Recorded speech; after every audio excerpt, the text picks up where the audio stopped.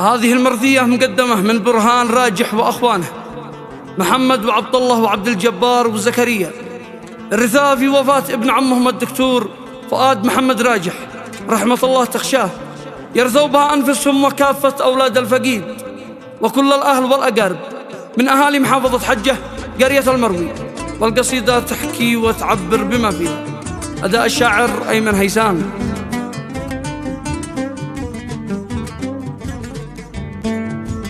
برهان قال باسم العظيم رحمن الحياة والرحيم، بكتب من عميق الصميم كفان الرثاء والمصير.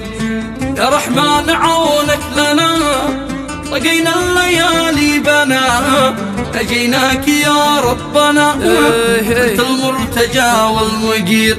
جرح الموت في كل روح والدنيا الدنيا جروح، والغالي علينا يروح يزيد الوجع والسعني. فارقنا ابن عمي فؤاد واحرقنا بنار الفؤاد، نوحي يا حيود البلاد في هذا المصاب الكبير. فارقنا ابن عمي فؤاد واحرقنا بنار الفؤاد، نوحي يا حيود البلاد في هذا المصاب الكبير.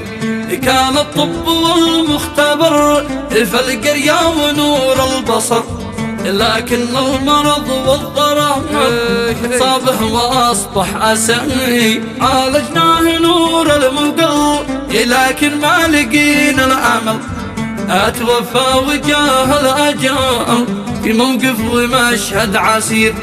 عاده كان بجمل عمر احنا في شفاه ننتظر، جبنا له جواز يعتمر لكن جاه أمر القدر. دمع الناس بعده سكب والأضلاع تشعل لهب، وازداد الحزن والتعب واصبح كل واحد ضرير. اي والله رحمة الله تخشاه. دمع الناس بعده سكب والأضلاع تشعل لهب، وازداد الحزن والتعب أصبح كل واحد ضرير.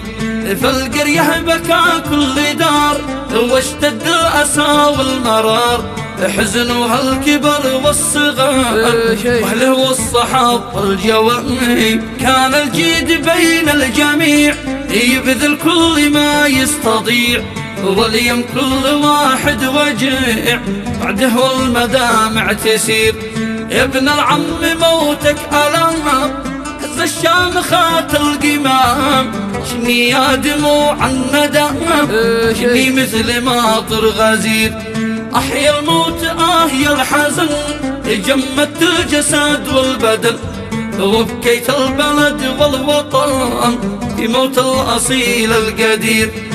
موتك يا ابن عمي كسر ظهري بالحزن والقدر، غبني يغلى بشر الفاجعة والمصير.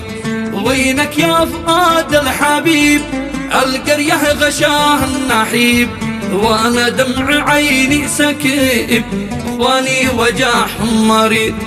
اولادك عليك يا فؤاد نحو بالحزن والحداد، احنا حزننا زاد توقعت عنا تسمي. حزنك يا محمد يطيب فذن المرتجى والحسيب، يا دمعات عبد الرقيب طرفي مثل طرفك سهير.